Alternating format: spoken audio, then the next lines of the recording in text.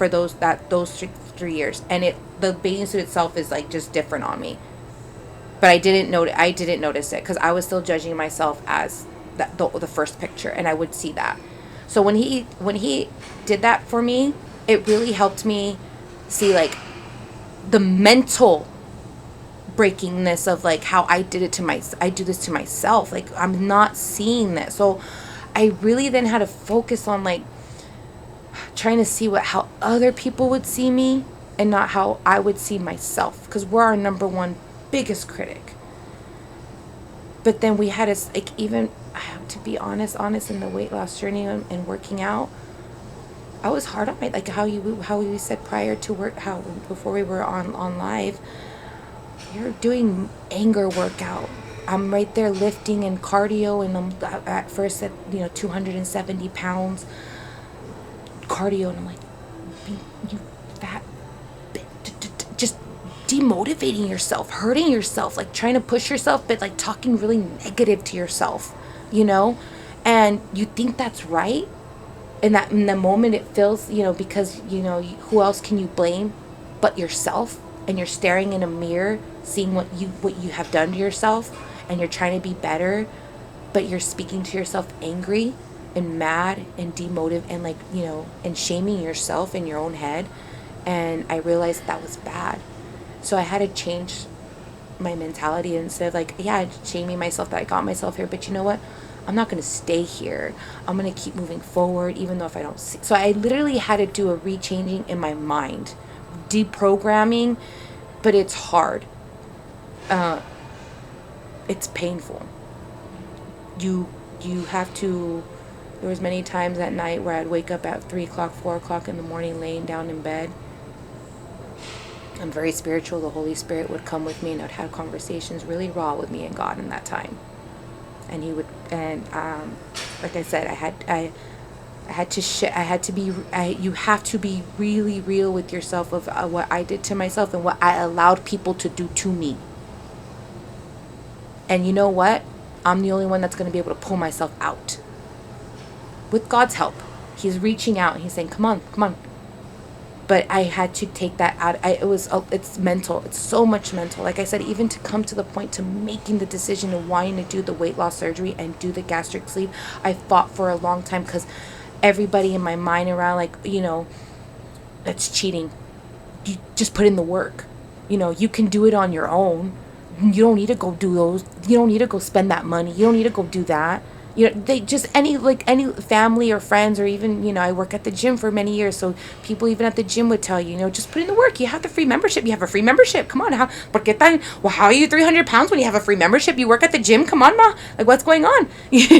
Like, so you have all that in your mind, in your head, and it's just replaying in your head. Until like I was like, and like I said, until I was like, you know what? And even after having the weight loss surgery, it shocked me. Telling people, like, when they're complimenting you at first, like, oh my God, you're losing so much weight, you're doing so good, what are you doing, que dieta, dime el secreto, they want to know the secret. And then you tell them, like, I did this, and then they're like, oh, but why'd you do that? ¿Por qué hiciste eso?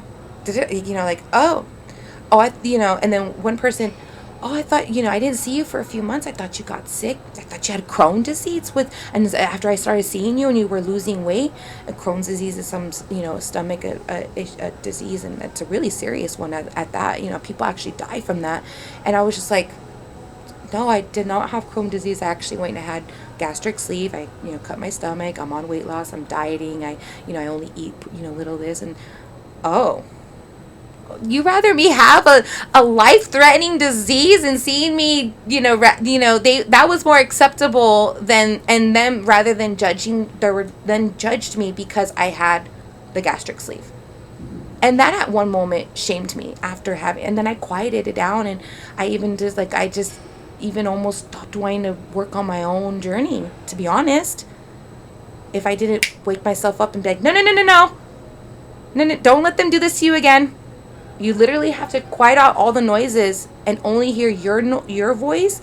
But then I had to do the work of clearing up my own voice, because my voice was negative to myself. So it's I wish there was a magic pill to be like, just here, take this, change your mentality, because that's where it starts.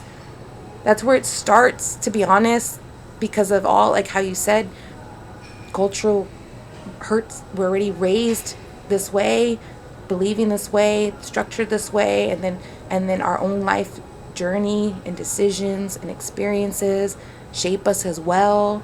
And then we get stuck in this mindset of, I can't, I won't, I did this to myself, and I can never change, which is not true. We're always changing, we're always evolving, we're always, so it's honest, that's what it is. But being spirit, finding your own, like, I mean, I'm God, I'm Jesus, I believe I'm, the blood of Christ. So, but finding you have to, like, for me, diving more into the Word, finding how much God loved me, and then loving myself again. So like I said, re-cleansing of the mind and the spirit is what completely helped me in my physical journey, to be honest. Then, do you think it's because what happened? I've been getting questions, like a personal trainer, about the procedure you have. It's more, you have to be ready, more mental than physical. Yes. And also spiritual. I always say spiritual for sure. We're 3 parts: body, soul, and spirit. So, I'm all about Jesus Christ, blood of God. But I mean, I'm not here to push that. So to each their own. Most definitely, spiritual, mental. Your spiritual walk will most definitely gear and shape your mental. And that guides your physical. That guides your flesh. You know what I mean? And yes, for having the procedure that I had done, even my sister-in-law went a year after I had my procedure, and going back as a guest, not getting it done for myself, seeing a woman there that was there when I had it done, and when I had it done, she was already going from she already did all of them. She did the bypass, she did the gastric sleeve, and now she was doing the lap band.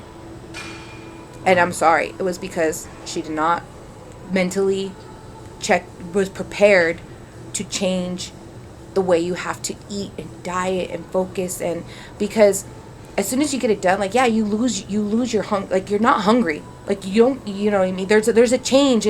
But the thing is that, unfortunately, that some women, or men too, because men and women get this done, but we are so mentally broken, and we have such a bad relationship with food that if you can't change your relationship with food, or you're not willing to, which is a process, that is what hurts them. Because then, yeah, okay, you get a restart, you get a new stomach, it's all small and dandy, but if you still battle it with it mentally, like like any kind of eating disorder, and that, because not even just overeating, but bulimia as well is also, what I mean, it's just, both ways.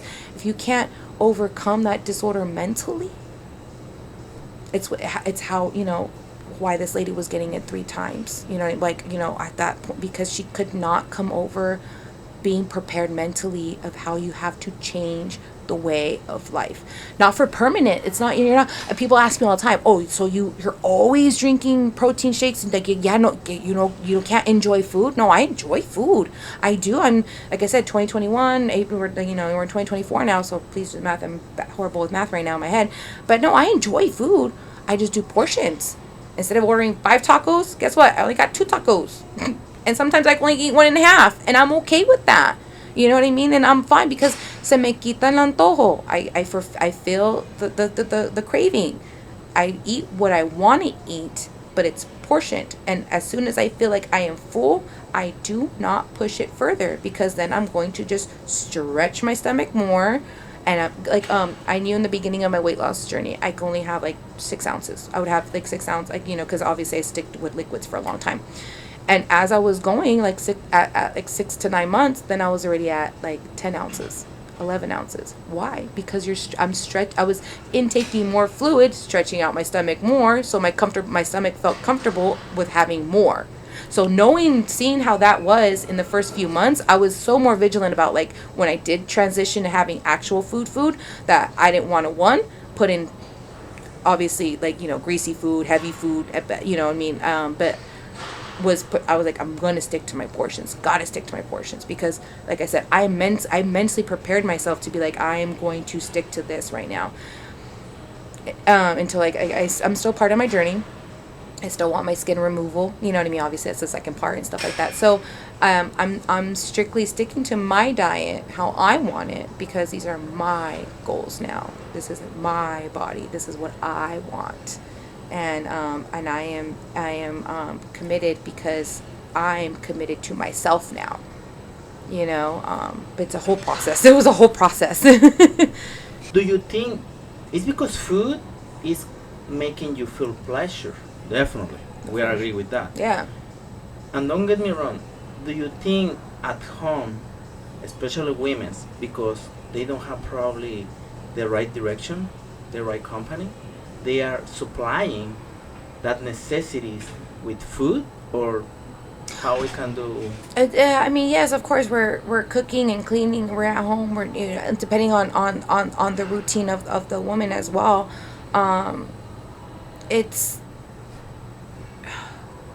It's hard to get us on a diet when we want to stick. It is hard for me to stick to what I'm eating when I have to cook for everybody else something different. So it is hard. Or, like, one or two kids will be on top of what I like. They're like, okay, yeah. But then you have a whole, 3 or 4 other ones that want something different. So then, yes, at home, then you're like, it's easier to just make, everybody papa con chorizo. You know what I mean? And just make everybody feed that. But it's like, I don't want to eat that. You know what I mean? Because I'm like, I don't want papa con chorizo. I'm like, so, like, it's difficult. And like I said, I think in the beginning, I'm not even trying to make an excuse or anything. I think if I would have tried to start my journey in the beginning when my kids were younger, that's the hard part. Unfortunately, that's the hard part. I will say it's easier for me now to focus on myself and give to myself, because my kids are older. Because, they're 17, 15, and 10. They don't need too much from me. But so that in home, it's hard. Like, especially, like I said, I mean, if we don't have support, I was blessed with an amazing mother-in-law. My ex's mother, en paz descanse, was, God, a blessing. She was my right hand. Just like Jesus was God's right hand, she was my right hand. And so she helped me out a lot, you know what I mean, in the sense of being in home. But look, even having that help in home, where she would cook and she would clean, Amy todavía se dejó. I still had that bad, you know what I'm saying? I was still eating bad. I was working, doing everything I had. So what's the excuse there? So what's my excuse there? That's what I'm asking you. What is my excuse there? Because we want to say, like I said, it was a bad relationship I had with food. And if we're going to be real with that, then that goes back to, being a kid. Oh, no te puedes levantar hasta que termine ese plato. Let's go back to further. Let's go to childhood, where you're like, you can't get up until you finish eating. To where I was that kid that was at the kitchen table. Everybody would get up from the kitchen table, and I couldn't want to finish my food either, because I didn't like it, or I was full, or whatever. And I was there for like 2-3 hours by myself because I didn't finish my food. So I actually tell my mom that too sometimes. I'm like, Mom, because I struggled being a chunky kid. I wasn't. It's not in the genes, but some people do have it in the genes. But I was always, if you see my mom and you see my sister, they were always pretty fit, and I was always the chunkier one. Also because of emotional and physical abuse as well. Streaming from childhood, food was always a coping mechanism as well. But I would say that's part of it.